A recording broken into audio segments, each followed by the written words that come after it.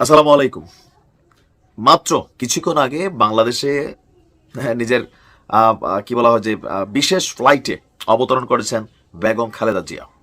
তবে আমার মনে হয় যে বেগম খালেদা জিয়ার চেয়েও এই সফরটার মধ্যে গুরুত্বপূর্ণ আরেকজন ক্যারেক্টার আছেন ডাক্তার জুবাইদা রহমান, জনাব তারেক রহমানের স্ত্রী। কারণ তিনি প্রায় 17 বছর পর আজকে বাংলাদেশে এসেছেন। আর সাথে কোকো রহমানের যে স্ত্রী আছেন তিনিও এসেছেন। দুই পুত্রবধূকে নিয়ে বিশেষ ফ্লাইটে বাংলাদেশ অবতরণ করেছেন বেগম খালেদা জিয়া। তো ওনার আগমনকে কেন্দ্র করে সকাল থেকে আপনারা দেখছেন যে এয়ারপোর্টের আশেপাশে নেতাকর্মীদের হিউজ ভিড়। আর তিনি যখন এয়ারপোর্টে পৌঁছেছেন তখন বিএনপির মহাসচিব মির্জা ফখরুল ইসলাম সহ বাকি যে কেন্দ্রীয় নেতারা আছেন তারা তাদেরকে অভ্যর্থনা জানিয়েছেন। আমি যখন নিউজটি করছি তখন বেগম খালেদা জিয়া দুই পুত্রবধূকে নিয়ে ওনার যেই গুলশানের ভাড়া বাসা আছে ফিরোজা, সেইখানে তিনি যাচ্ছেন। আর এই মুহূর্তে তার জন্য গুলশানের যে ভাড়া বাসা ফিরোজা সেটার প্রস্তুতির কাজও শেষ। আর আমাদের ডাক্তার জুবাইদা রহমান তিনি আপনার ধানমন্ডিতে ওনার যে পারিবারিক নিবাস মাহবুব ভবন মানে ওনার বাবার বাড়ি, তো সেটাকেও গোছালো করা হয়েছে, গোছগাছ করা হয়েছে, বিভিন্ন নিরাপত্তা সেখানে দেওয়া হয়েছে। এছাড়া আমরা যদি দেখি যে জনাব তারেক রহমানেরও বিএনপি নেতাকর্মীদের প্রতি একটা বিশেষ নির্দেশনা কিন্তু দেওয়া হয়েছে। কোনটা?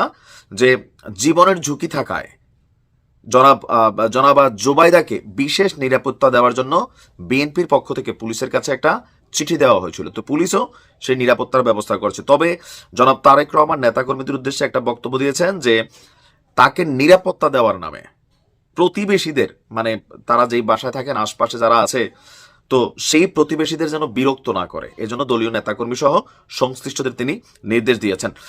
কাতারের আমির Sheikh Tamim bin Hamad Al থানির দেওয়া বিশেষ এয়ার অ্যাম্বুলেন্সে করে তিনি গত 8ই জানুয়ারি লন্ডনে গিয়েছিলেন। আর এরপর প্রায় আমার মনে হয় যে 17 থেকে 25 জানুয়ারি লম্বা সময় মোটামুটি কাটাইছেন। তারপর তিনি এখন দেশে আসছেন। শারীরিকভাবে ওনার যে বক্তব্য আমরা দেখছি ডাক্তারের বক্তব্য অনুযায়ী liver cirrhosis, kidney, heart, diabetes, arthritis সহ নানান জটিলতায় ভুগছিলেন। আর সকল কিছুর মোটামুটি একটা ভালো চিকিৎসা শেষে তিনি বাংলাদেশে ফিরেছেন।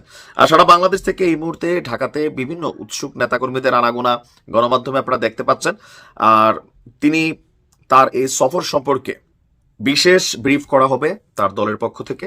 তারা আসছে অবশ্যই ক্লান্ত, রেস্টেস নিয়ে হয়তো বিকালে আপনার হয়তো আমরা ব্রিফ পাবো। তবে এখানে একটা মজার বিষয় হচ্ছে একজন রাজনৈতিক নেতা বাংলাদেশে যে কি পরিমাণ মানে ইনফ্লুয়েন্স ক্রিয়েট করেন বাকি যে ছোটখাটো দলগুলো আছে, এখান থেকে একটা জিনিস বুঝের কিন্তু বিষয় আছে।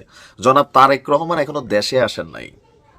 আর তিনি যদি আসেন তাহলে পরিস্থিতি কোন দিকে যাইতে পারে, মানে আমরা এই কথাগুলো এখানে বলছি নির্বাচন সহ বিভিন্ন ইস্যুতে বিএনপির সাথে এনসিপি বা বাকি দলগুলোর যে ছোটখাটো পাঙ্গা পাঙ্গা ভাব, এখান থেকে একটু তো বুঝে নেওয়া উচিত যে বাংলাদেশের রাজনীতিতে কিছু পরিবারই ভাই ক্ষমতায় না থাকলে ওনাদেরকে নানানভাবে হেনস্থা করা হয়, মামলার আসামি করা হয়, দৌড়ের উপর থাকে। তারেক রহমান দেশের বাইরে ছিলেন, আজকে ওনার বউ আসছেন, দেখছেন তো এয়ারপোর্ট থেকে ফিরোজা পর্যন্ত রাস্তায় হাজার হাজার মানুষ, হাজার হাজার না আমাদের লাখ লাখ মানুষ।